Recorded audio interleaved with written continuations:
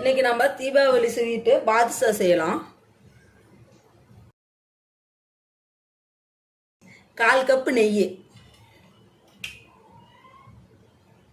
கெட்டியான தயிர் 1 ஸ்பூன்,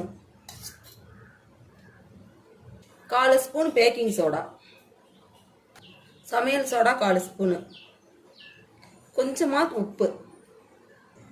இது எல்லாம் சேர்த்து நல்லா கலந்து விட்டுக்கலாம். எல்லாம் சேர்த்து நல்லா கலந்து விட்டுறலாம். 1 கப்பு மைதா எல்லாம் சேர்த்து நல்லா கலந்து விட்டுறலாம். அழுத்தம் கொடுத்து பிசையக்கூடாது. மாவை அழுத்தம் இல்லாமல் தான் லேசாக அப்படி பிசைஞ்சு எடுக்கணும். இதை நல்லா கலந்து விட்டுட்டு அப்புறம் நம்ம கொஞ்சம் கொஞ்சமாக தண்ணி விட்டுக்கலாம். தண்ணி கம்மியாக தான் தேவைப்படும். நம்ம கொஞ்சம் கொஞ்சமாக தண்ணி விட்டுக்கலாம். இந்த அளவுக்கு மாவு வரணும். நம்ம கலந்து கொடுத்து பிசையும் போது இந்த அளவுக்கு வரணும் பாருங்கள்.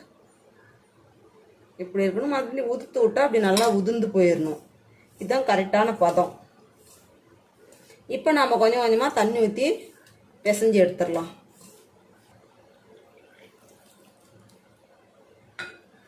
அதாவது அழுத்தம் கொடுக்காத பிசையணும் மாவு. அழுத்தம் கொடுத்தோமாக்கா நம்ம பாதுஷா நல்லா வராது சாப்பிட்டா. பாருங்கள், நல்லா மாவெல்லாம் பிசைஞ்சு எடுத்தாச்சு. இப்படி இந்த அளவுக்கு தான் இருக்கணும். நம்ம கெட்டி பதம் வரக்கூடாது. இப்படி தான் இருக்கணும். இதை அப்படியே ஒரு 1/2 மணி நேரம் நம்ம மூடி வைக்கலாம்.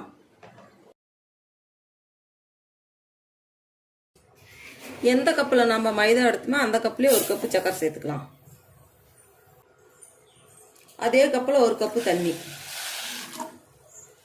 பாகு பதம்லாம் இதுக்கு எதுவுமே தேவையில்லை. பிசுகு பதம் வந்தால் போதும். பாருங்கள், நல்லா நுரையெல்லாம் வருது. இன்னும் கொஞ்சம் நேரம் காய்ட்டு பாகு பதம் விட்டாதீங்க. பாகு பதம்லாம் வரக்கூடாது. பிசுகு பதம் வந்தாலே போதும். நான் கலருக்காக எல்லோ கலர் கொஞ்சம் இது சேர்க்குறேன்.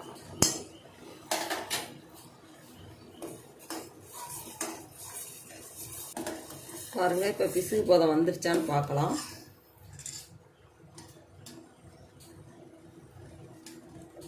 பாருங்கள், இந்த அளவுக்கு இருந்தாலே போதும். பிசுகு பதம் வந்துருச்சு. இந்த அளவுக்கு இருந்தாலே போதும். இப்போ நம்ம அடுப்பு ஆஃப் பண்ணி இதை எடுத்து வச்சிடலாம். 1/2 மணி நேரம் ஊறிடுச்சு மாவு. பாருங்கள், எவ்வளோ சாஃப்டாக இருக்குது. கை வச்சானே எப்படி போகுதா? இந்த அளவுக்கு சாஃப்டாக இருந்தாலே போதும். பாருங்க, இப்போ நம்ம அதில் சின்ன சின்ன உருண்டையாக பிடிச்சிக்கலாம்.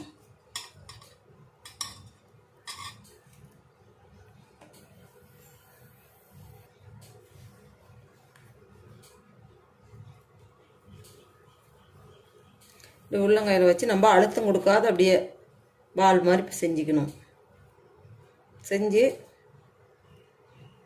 கட்டை விரலையாவது பெரு விரலையாவது இப்படி ஓட்டை போட்டு எடுத்துக்கணும். பாருங்கள், இந்த மாதிரி எல்லாம் பிடிச்சி வச்சுக்கலாம். பாருங்கள், எல்லாம் பிடிச்சி உருண்டை பிடிச்சி எல்லாம் ஓட்டை போட்டு எடுத்து வச்சாச்சு. இப்போ நம்ம எண்ணெயில் போட்டு பொரிச்சு எடுக்கலாம். பாருங்கள், எண்ணெய் காஞ்சிருச்சு. மிதமான தீயில வச்சு தான் பொரிச்சு எடுக்கணும். இப்போ ஒவ்வொன்றா போட்டு நம்ம பொரிச்சு எடுத்துக்கலாம்.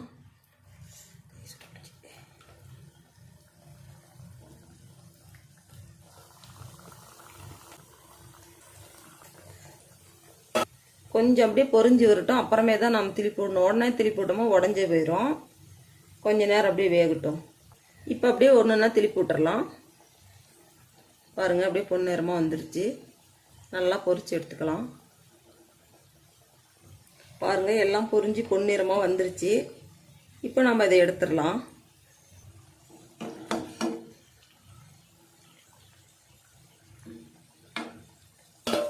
பாருங்கள், எல்லாம் பொரிச்சு எடுத்தாச்சு. நம்ம ஒரு 10 நிமிஷம் இந்த இதில் பாகில் போட்டு ஊற வச்சிடலாம்.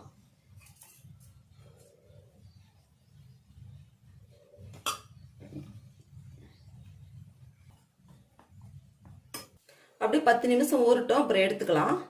அப்புறம் எடுத்து பார்க்கலாம். பாருங்கள், நல்லா 10 நிமிஷம் விட்டோம். நல்லா சாஃப்டாக ஊறி வந்துருச்சு. இப்போ நம்ம தட்டில் எடுத்து வச்சுக்கலாம். பாருங்கள், பாதுஷா ரெடி ஆயிடுச்சு. சிம்பிளாக ஒரு ஸ்வீட் செய்யலாம் தீபாவளிக்கு. டக்குன்னு செஞ்சு முடிச்சிடலாம். இது போல் நீங்கள் ஒரு முறை செஞ்சு பாருங்கள், அவ்வளோ டேஸ்ட்டாக இருக்கும் சாப்பிட்றதுக்கு.